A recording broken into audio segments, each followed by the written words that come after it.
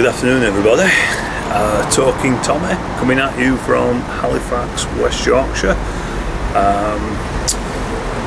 It's about nearly 6 o'clock over here at the moment, and I thought, as it's relatively quiet out here, it seems at the moment, we'll see what the microphone picks up.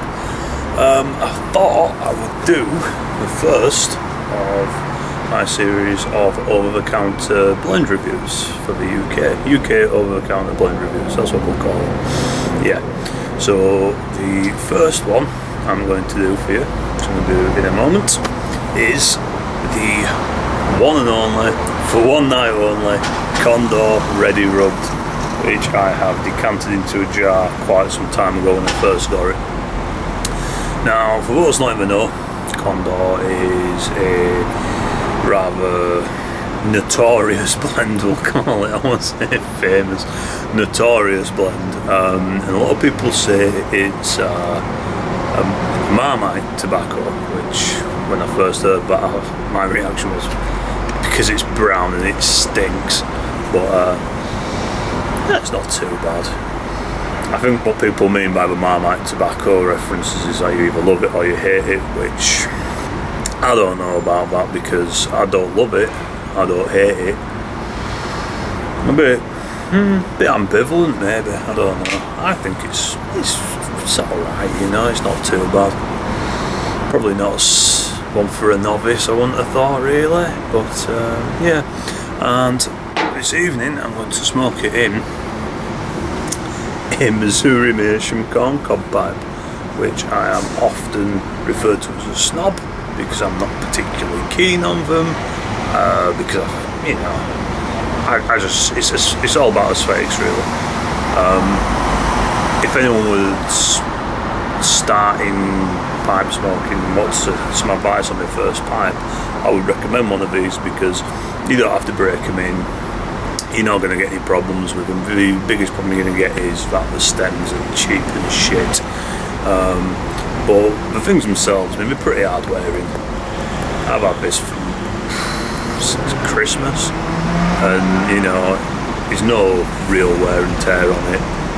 Stem could do with a clean, but other than that, and because Condor absolutely ghosts briar, I mean, you will need to do several salt and alcohol treatments to get rid of the smell and taste of Condor. I'm not willing to sacrifice a brain just to smoke Condor, so I use this, which is now ghosted. Smells like Condor, so it's a Condor pipe now. But I would recommend any people wanting to just get into pipe smoking as a starter pipe. They're cheap. You can get one for like £5, maybe a little bit more if you're buying it from an actual bricks and mortar tobacconist. Might charge you a little bit more, but less than a tenner. And if you treat it well, which I'm sure you will, then it'll last you for life. It really will. The stem might not, especially if you're a clencher. You bite through one of those and like no tomorrow. However, smoking something like this, you really don't want to sacrifice one of your good pipes, I don't think. Unless you think, oh, I'm going to smoke a Condor with a great level of frequency, then by all means, knock yourself out. But if you're trying it for the first time, or indeed your 20th time as a case may be, and you're just not willing to sacrifice a briar, I really wouldn't do that. So, Condor gets a lot of stick. People tend to think that it smells horrible and all that. I don't mind it, but it's got a Lakeland topping, so it smells a bit like lavender. A little bit like the sort of soap your grandma might have had back in the day. It's sort of just that powdery lavender kind of soap smell. Some people say it tastes of soap. I don't think it tastes of soap. I think it just tastes floral. That's what it tastes. But I don't mind it. I think the the tash note is quite good on it, to be quite honest. I don't mind it. I could smell that all afternoon, it wouldn't bother me. It's quite nice. But hey, different strokes for different folks, I suppose. See, it doesn't suit me. It doesn't suit my style.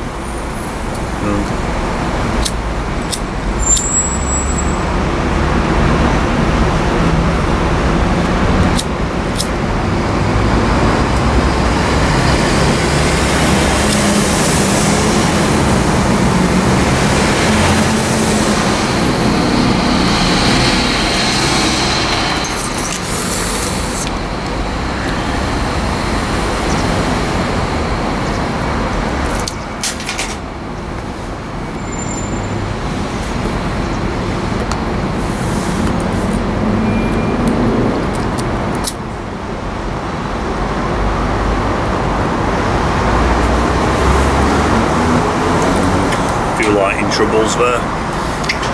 That's probably my packing technique more than the tobacco, to be quite honest with you.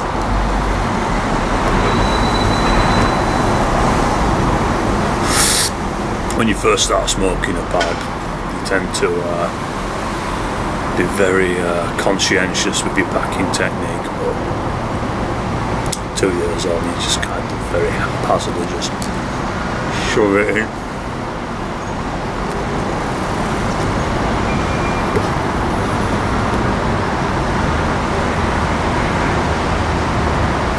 The good thing about this style of corn cobs, well, it's a legend.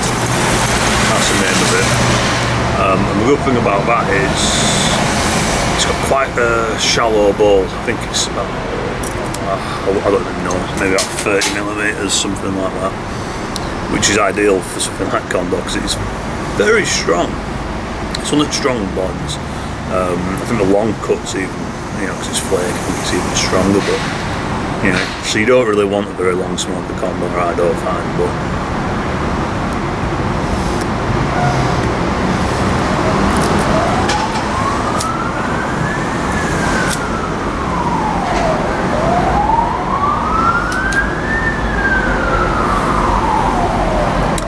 yeah, straight off the charring light and onto the true light,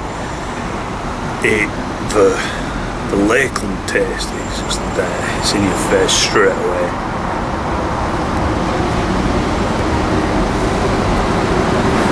So I can kind of see why people probably wouldn't enjoy smoking it, to be honest with you.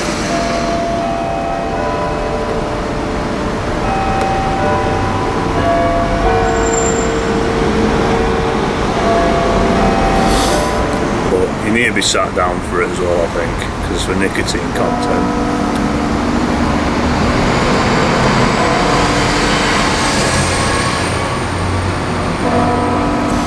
One thing I do find with Condor is it's consistent. You don't have one bowl that tastes more overpowering than the other. You don't have one bowl that's not as flavoursome as the other, but it all tastes, it's very consistent. There has been some talk recently that the quality seems to have shifted in the cut. Some people say it's not as fine as it used to be, some people say it's more coarse. Some people say that it doesn't seem to light as well as it used to. I don't know. I've had the same batch of Condor for quite a while now. I was a trade with a guy from Facebook.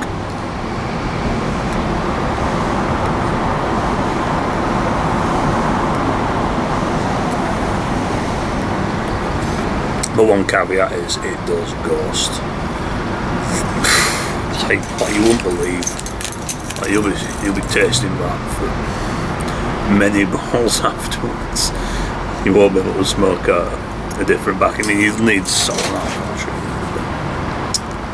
But anyway, if you like it, well, where's the problem? A lot of tobaccos ghost.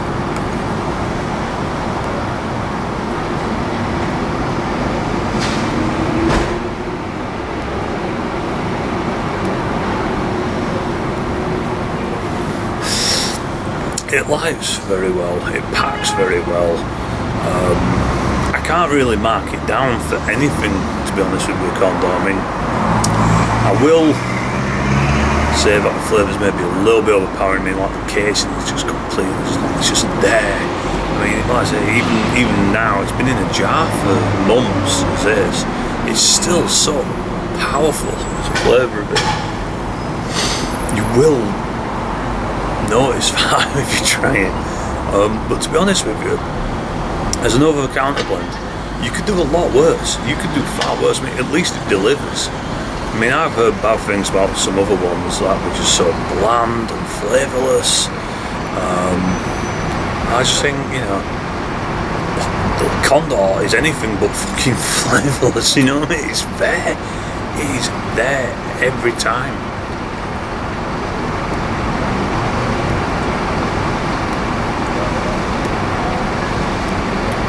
Used to say on the adverts, you know, used to call it the Condor moment when you start smoking this. I think that moment lasts for hours after you've smoked the pipe. It's that strong, and you can smell it in your beard, or in your living room if you smoke indoors. You know, that Condor moment will stay with you. Yeah, it's not too bad though, I don't think. I mean, it's alright. I think you can do a lot worse. You can buy in 25-gram pouches as well, which, you know, if you're a bit short on dollar, it's not too bad.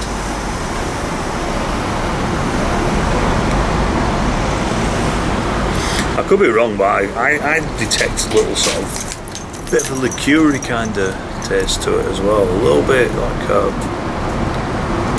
I don't know, maybe like a little bit of a sort of blended whiskey kind of, just like hints of it, not a flavour of it, just hints and notes of it here and there. But anyway, this video's probably gone on far too long. I will be doing another video tonight. I think I'm going to be doing one of my